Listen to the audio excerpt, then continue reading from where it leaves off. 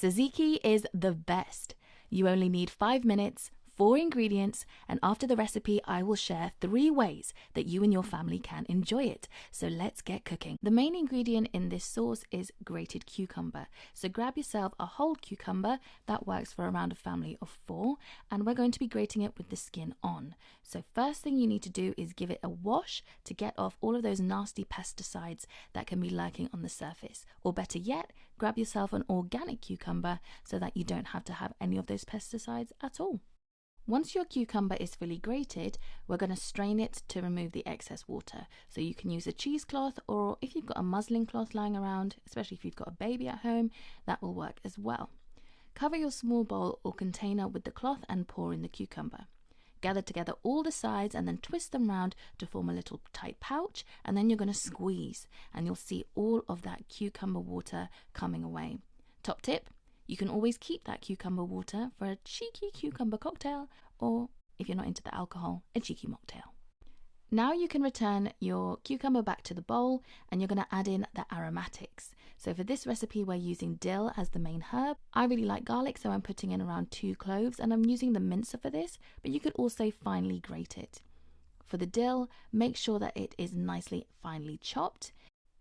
If you want the flavour of the dill to be a bit more subtle, then just use the leaves and not the stalk. But if you want a more potent flavour, you can just finely chop the stalks as well. You can see that I'm using a very generous handful. You don't need to use as much as this. It's all about adapting things to your taste. The next 2 ingredients give the sauce its tangy flavour, the one that it's famous for. You're going to squeeze in around half a lemon initially and add around 7 tablespoons of full-fat Greek yogurt. Now alternatively, for a less rich version, you could use plain yogurt or even sour cream.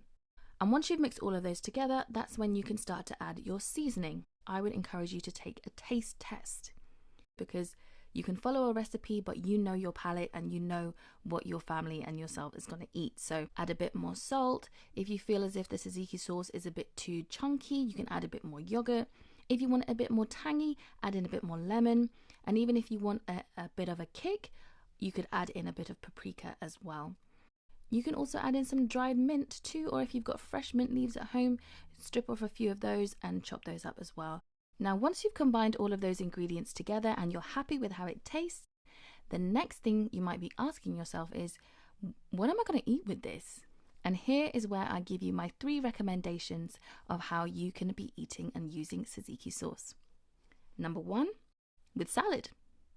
It sounds really obvious, but this is a great way to freshen up any salad that you might have. In this video, I've paired the sauce with a meatball salad. I've used a base of red cabbage and grated carrot with a little bit of a vinaigrette, and that was absolutely delicious. But even if you don't like cabbage, you could put this with any salad, whether that's with lettuce, spinach, any fresh vegetable, it really goes well with. Number 2, tortilla chips.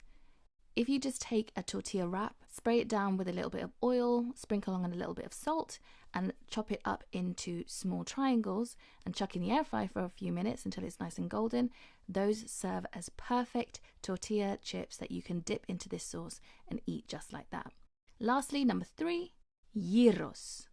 And I actually had to go away and learn how to say that word properly so I didn't embarrass myself on here.